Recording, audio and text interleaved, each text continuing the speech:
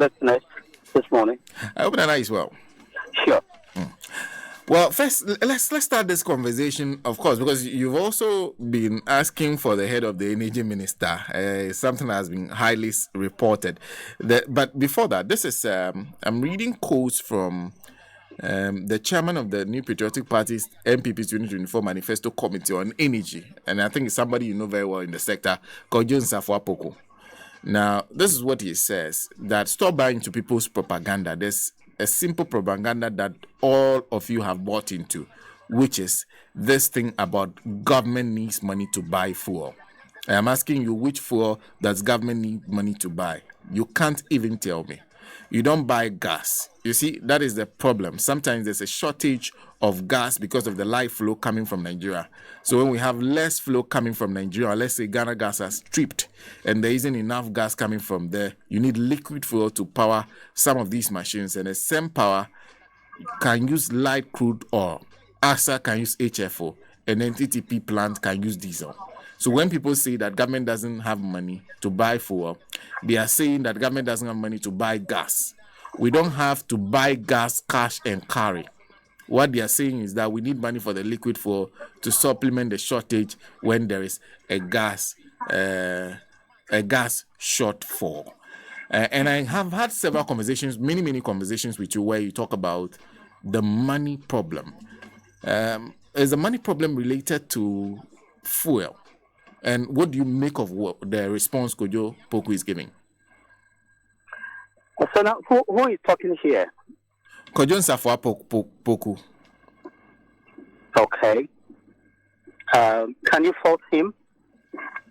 Looking at his current position, can you fault him? And who is he referring to as doing propaganda? Is he referring to Honorable Mutachia, the chairman of the Parliamentary Select Committee on Energy, who, together with his team, sat with all the utilities, admitted that that there was a generation deficit stemming from fuel supply inadequacy and plant corrective maintenance, born out of financial challenge. You see, the one is referring to, or just to AMOASI. If he's referring to civil society organization, of which he was one, then we will spare him. But if he's referring to Achachia and challenging him, then he should make that one also public. You get natural gas from Nigeria. He's saying so that we get natural gas from Nigeria. And are we to have it for free? Do we owe them or we don't owe them? They must answer that question. Granted that we don't owe them, yet they are unable to supply us for whatever reason. Do we have any buffer of fuel procured, particularly the liquid ones, HFO, light crude oil, and diesel? Have we procured one? How come some plants are down by force for corrective maintenance? Is it not the lack of plant maintenance induced by financial constraints? If he says there is no problem of money, then I think that he must also speak to the current finance minister. But because he believes same, he must also speak to the IPPs. They also believe same. But what he says today, I'm sure we can spare him that pronouncement. It's okay. Let's make progress. But you're confident the challenge is the challenge of finance to buy fuel? Today, every technical hit that you find in the sector is induced by cash flow constraints. The ECG is unable to pay all the utilities anything in excess of 70%. Their generation invoices, their transmission invoices, their distribution invoices. The ECG himself struggle to pay itself because the quantum of revenue generated at the end of the value chain is not enough to cover all the costs incurred in the process of generation, fuel supply, generation, transmission, and distribution. And so always there is that backlog of money owed the utilities. It is a debt. It will come and hit you at a point because it will impact negatively on their performance, whether in the form of fuel supply, whether in the form of generation or transmission. I will come back to set all of them. You can't do anything meaningful without a strong financial base within the sector. This is not rocket science, Anna.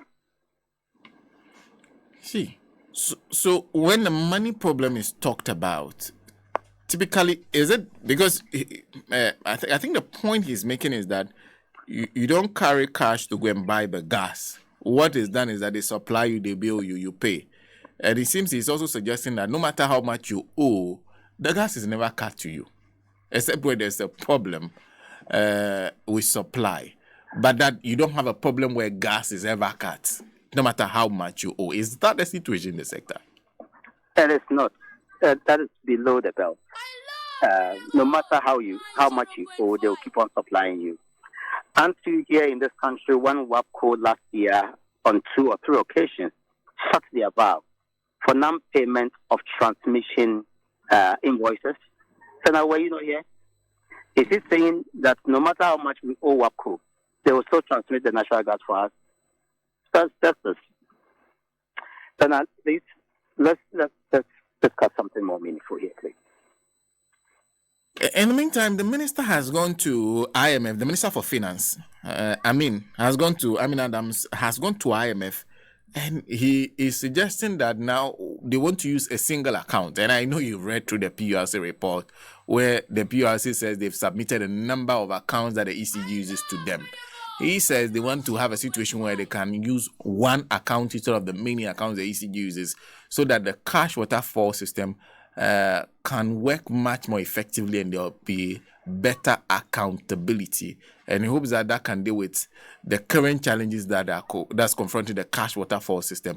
What do you think about that, the movement to one account for the ECG? Well, when there are multiple accounts, there's that difficulty of tracking where each payment is going to. If that's to do with revenue that we are paying out of power distributed to us, then it makes sense to have one account.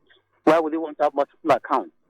But if the ECG is doing another different business, not related to tariff or revenue payment, and they choose to have a separate account, that is welcome.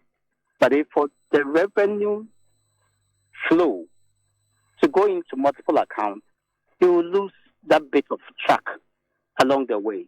And so I think that the single account will allow for more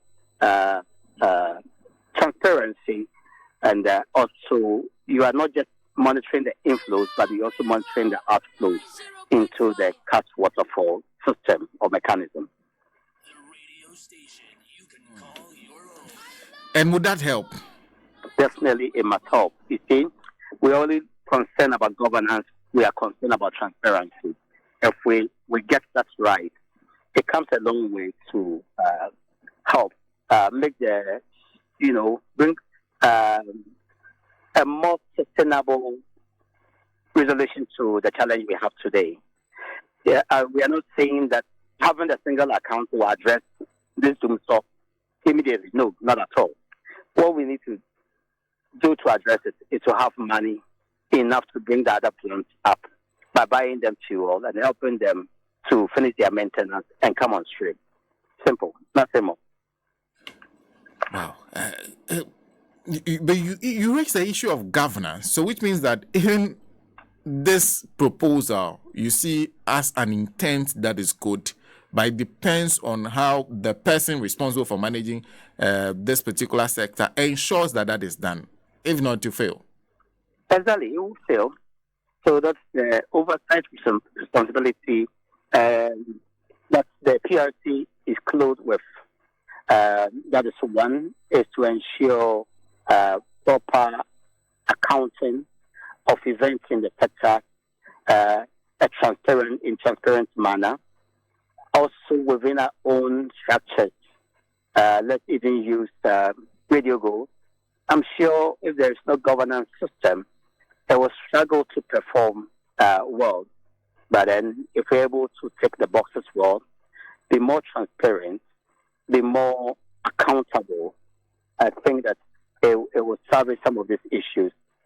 We are even struggling to know where UCG pays some of the money into, because the PRC say that they collected X plus 1, yet what came into the cash waterfall mechanism for the first quarter was X minus Z.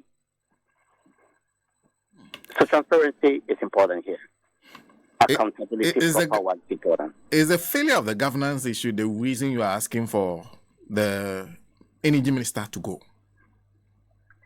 Senna, we start here and we start and listen to the energy minister tell us in the face that if we need a timetable, we should produce one ourselves, and that we are wishing the country evil when we ask for a timetable. And even that, at the time that he was responding to these questions, he was unaware that the PRC asked the ECG to produce a timetable. That we believe that it's not just that the minister is uninformed, but he's overwhelmed with the challenge. You see a frustrated person talking here, and his posture is quite insensitive to our plight, and he doesn't feel what we are going through. And we rather think that it's unpatriotic for not bearing with us as a nation what we are going through and allowing the utility players to work well. When have you seen, when was the last time you saw or heard that PRC and UTG are having a banter? When was the last time you heard it between UTG and Greco? You see clear conflict. It means that there's the absence of that concerted effort to work.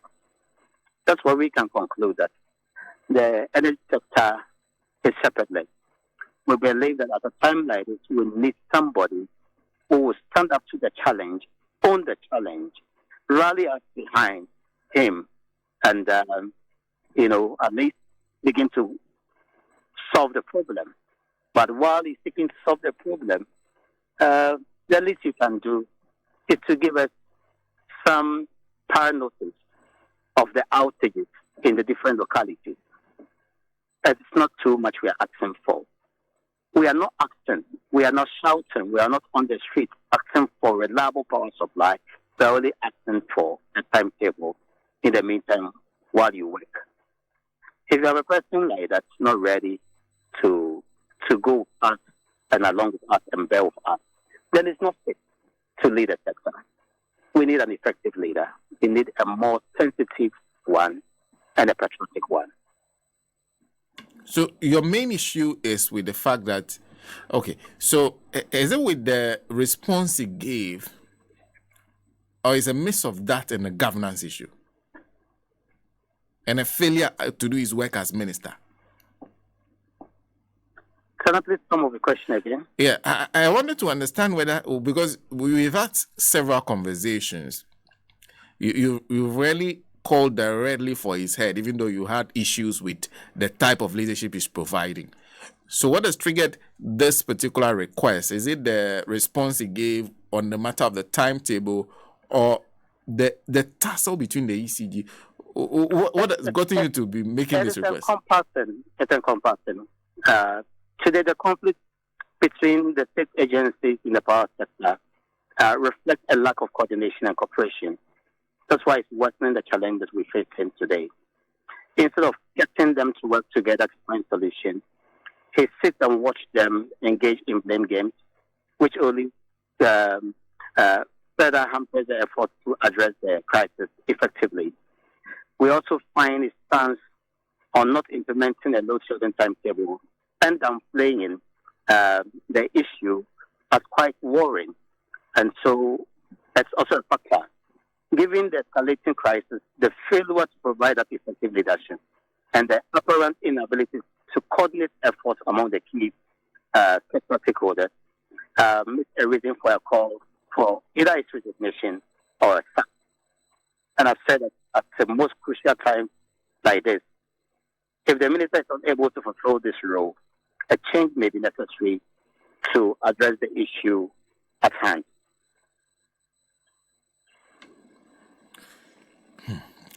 Well, that's when you say so. Are you expecting him to go? Or are you expecting the president to fire him? Because either way, it looks like you're pouring cold water on stone. Either way, we if any of the two works, then of course we have a new leader. That's all. Whichever one will work. But I'm sure he must take the end of the short end of the stick. It will be easier for him. He shouldn't go the path of the former minister who was adamant to resign until he was sacked. I see. So resign is better. You feel it's better for him if he takes the decision to go, rather than wait to be sacked. Why wait to be pushed out, Senna? Let's have a good morning, Senna.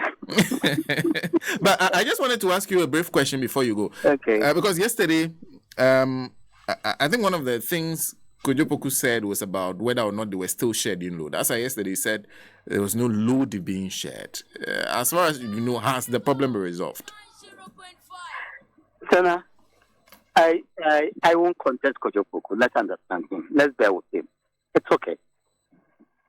Let's bear with Kojopoku. It's a very difficult position he finds himself. And I'm sure he's also talking based on some form of information given to him. So we can't force him. But then the facts are either bad today or they become bad tomorrow, and we all see. So let's see what happens. If there is no load shedding, we thank God. It's okay. Long may Nana reign. Thank you very much for speaking to us. Thanks for having me. Yeah. Nana AMOASI the 7th joining us this morning to have a conversation. Now, the energy minister, they particularly want the energy minister gone. In fact, that's a lawyer. Napo for go. Why you know for go? Huh? Why Napo for no go? For go now.